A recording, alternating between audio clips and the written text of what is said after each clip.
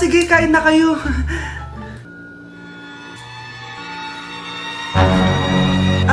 CR lang ako sige anak. Anak, matagal ka pa ba? Sabi ko na multo ka eh. Halika dito. Anak! Bakit ka tumatakbo, Nay? Yung jowa mo! Multo siya! Pinagsasabi mo dyan, Nay! Anak! Tingin ka sa likod! Ay, Mare! Nay! Umalis na tayo dito! Tara na, anak!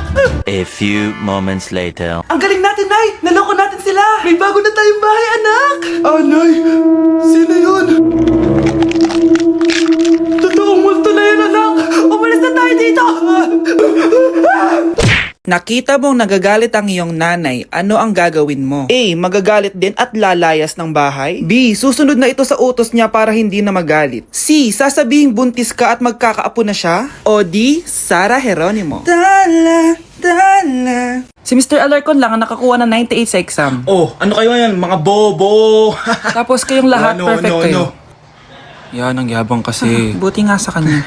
Mr. Alarcon, bakit may bulak ka sa tenga? Kasi naman ma'am, palagi niyo sinasabi sa akin na papasok dito tapos lalabas doon, kaya hinarangan ko na. 'Di ba? Aminin niyo ma'am, talino ko doon. Class, lagi niyong tatandaan na hindi pinaparusahan ng taong wala namang ginagawa. So ma'am, di niyo pa ako paparusahan? Bakit, Mr. Alarcon? Kasi di ko pa ginawa yung assignment eh. Psst, tali natin yung bag niya. Bilis! A few moments later. Yes! Sino nagtal ng bag ko? Tubuan sana ng bag sa mukha yun. Anak, manood ka na itong Cocomelon para malibang ka. Sige po, Nay. Ang cute nila. Quack, quack, quack, but only 4 little ducks came back. Cocomelon ba yun? No, bawal yan, bawal yan. Ang dede ay pribado, bawal ipakita to. Hindi Anak, ano yung pinapanood mo, ha? Nay, eto na yung bagong Cocomelon. Ay, iba na pala yung Cocomelon ngayon. ang kwet ay pribado, bawal ipakita to. In fairness, educational siya, ha? Ang pepe ay pribado, bawal ipakita to. Hindi dapat. Anak, yung mga damit mo dito pakalat-kalat, oh. Nandagdagan na naman! Anak, ano namang iniiyak-iyak mo dyan? Nay, tignan mo itong itsura ko, oh. Padami na ng padami ang mga pimples ko. Diba? Sabi ko na nga ba eh. Puro ka kasi cellphone at puyat. Oo nga, tama ka, Nay. Scarlett? Sino ka? Ba't kamukha kita? Tsaka bakit ang kinis ng mukha mo, ha? Diba? Ang kinis ng face ko. Diba? Palagi ko kasing gamit tong Glad to Glow Acne Serum. Meron kasi tong Centella, 2% salicylic acid na sobrang gentle lang sa face. Promise, eto talaga nakapagwala ng acne ko without leaving acne marks. Kaya sobrang love ko to.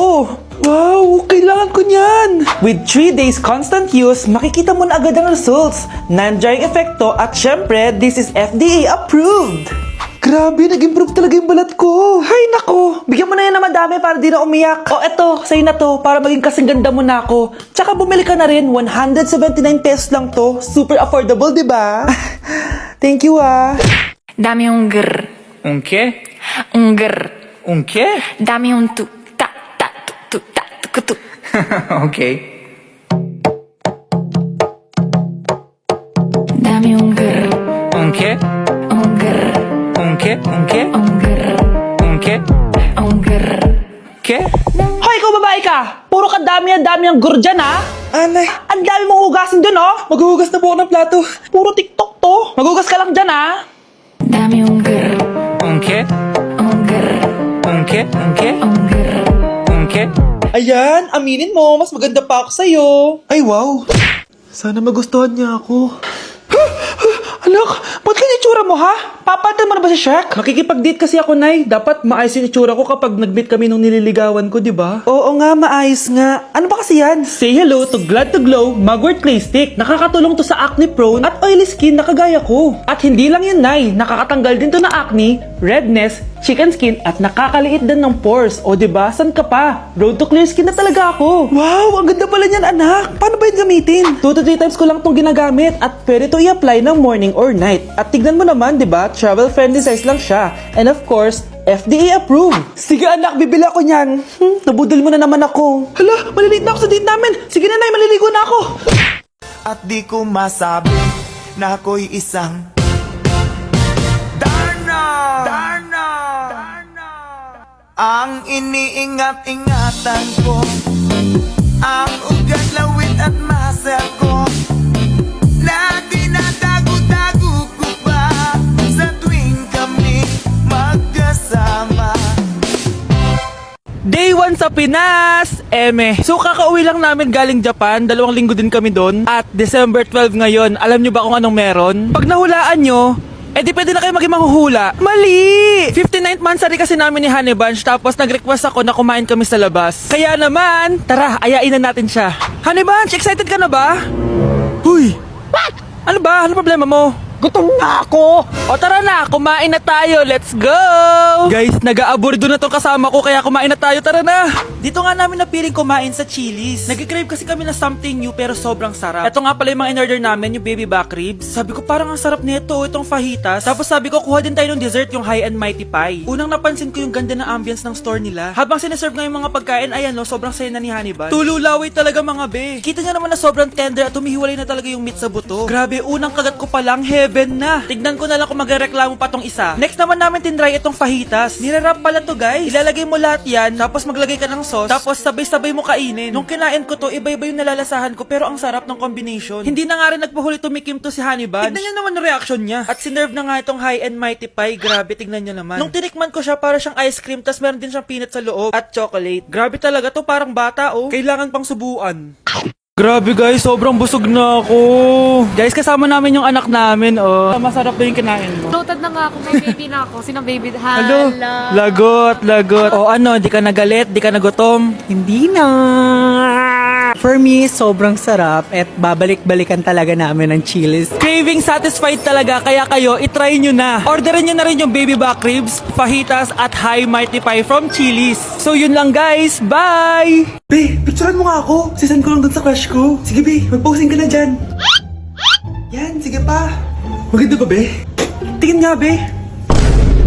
Ina mo, Be? Nilaloko ba ako? Todo post ako dito tapos naka-front cam pa lang hinayupak ka? Ang pangit mo kasi, Be. Ang klase mo kaya yan. Hampis ko kaya to sa'yo. Oh, walang magkokopyahan ah. Eh, masagot ka ba sa number 6? Ay, letter B. Letter B. Thank you.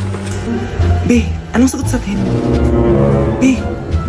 Pass your papers in 5, Be, 4. ano yun? Be, dali na. Anong sagot sa 10? Sa number 10? Mama mo. Tumita ka. Binigyan kita ng sagot tapos inbabark mo sa akin. Akin na yan. O, ito. Bigay mo sa mama mo. Ay, sorry na. A few moments later. Be, di ba crush mo yun? Be, huwag ka maingay. Baka marinig niya. Psst, hoy! Crush ka daw na ito, oh! Kung ina mo, Be. Crush mo ako? Hello?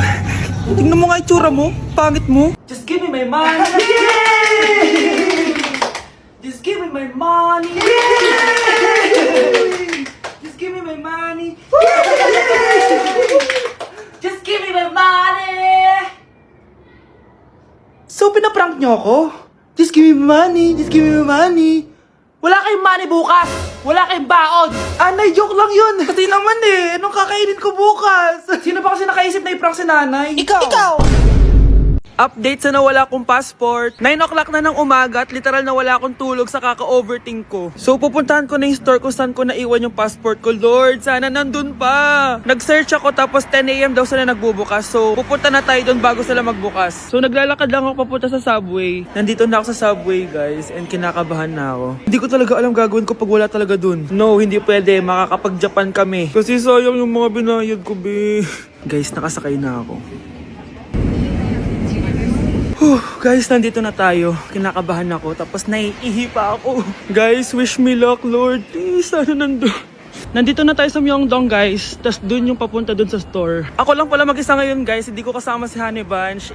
Solo traveler. Pinapaayos ko kasi siya ng mga gamit. Pag uwi ko dun sa hotel, diretso na kami airport. Ganun. Grabe sa isang katangahan. Sobrang mahal. Mahal maging tanga dito, guys. Wait lang, may napapansin ako. Parang ang fresh ko dito sa Korea. Yun ang glass skin, no? Ito yung store, yung tier. Diyan ko nawala yung passport ko. Lo, tinitignan ako nito oh. Guys, may mga staff na. Try ko magtanong if may nakita silang passport. Sana pansinin ako. Hello. Deadma challenge sila guys. I left my passport yesterday here. Yes. Can you please check? Guys, ano nandito? Kinakabahan na ako. Lord, please. Magkakabait na ako, please. Hala guys. Hala, ano tong hawak ko? Passport ko yata to. Yes, makakapag-Japan tayo guys. Over naman no? Hindi na siya nag-overthink. Iniisip ko ngayon, pupunta tayo na Japan. Guys, nasa airport na kami. Tuloy na kami sa Japan. Bye Korea. Ano masasabi mo? Alis na tayo ng Korea. Babalik pa ba tayo dito? Yes, at sana next time hindi mo na makakalimutan yung passport. Nandito ako sa Japan at kakain tayo kasi di ako makatulog guys. Time check 1 AM na. Imbis na natutulog, kakain tayo. Buti na lang talaga sobrang lapit lang ng Family Mart sa hotel namin. Ito yung hotel namin, tapos ito lang yung Family Mart. Diba sobrang lapit? Sobrang daming pwedeng bilhin oh. Daming onigiri oh. Kuha tayo neto. Mukhang masarap tong chicken and vegetables. Hindi naman ako sobrang gutom. May mga gusto lang ako itry. Kuha tayo netong favorite kong drink. Try naman natin tong blueberry na flavor. Tapos ganito din yung Yakult nila dito. Actually, pampatulog pala to. Akala ko Yakult talaga siya. Ito muna bibilin ko dito, hanap tayo ng 7-Eleven. Eto guys, may nahanap ako 7-Eleven. Parang masarap to oh. Mukha siya lasagna. Tikman natin. Dito na lang natin siya kainin sa labas. Parang fantasy din kumain dito sa kalsada nila. Sobrang safe dito sa Japan, promise. Unahin na natin tong sushi. Alam nyo ba, kahit maglakad kayo mag-isa dito, sobrang safe, promise. Walang mga haras sa inyo. Walang kriminal, ganyan. Kaya ang sarap maglakad sa labas kasi alam mong safe ka, di ba? Tapos, sobrang babait pa ng mga Japanese. Swear. Pero sabi naman ng ibang Japanese, parang mas lang nila yon, pero ang totoo, ginajudge ka nila. Pero at least, di ba, mabait sila. Di kagaya na pumunta ako ng Hong Kong, sobrang susungit ng mga tao, sisigawan ka pa. Kapag may hinahanap ka, talagang tutulungan ka nila. Tapos palagi silang nakasmile. Kaya promise, Japan talaga yung favorite country ko. Last bite.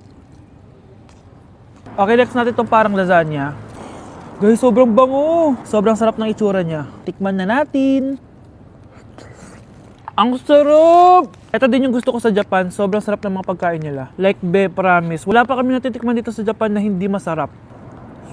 Kaya every time na pupunta talaga kami dito, promise na yon, natataba kami. Pero okay lang, Japan to eh. Alam nyo, minsan, naisip ko na dito na lang kaya kami tumira. Pero ang naririnig ko sa ibang foreigners na nakatira dito, masaya lang daw dito as a tourist. Pero kung dito ka natitira at mag-work, nakaka-depress daw, ganyan, nakakalungkot. Kasi sabi nila toxic daw yung work environment dito. Pero ako, kung titira ako dito, gusto ko forever tourist ako. Inumin natin tong Yakult na nakakaantok. Last bite! Pabalik na ako ng hotel guys and inumin na natin to favorite nating drink. Medyo malansa siya tas maasim. So yun lang guys, bye!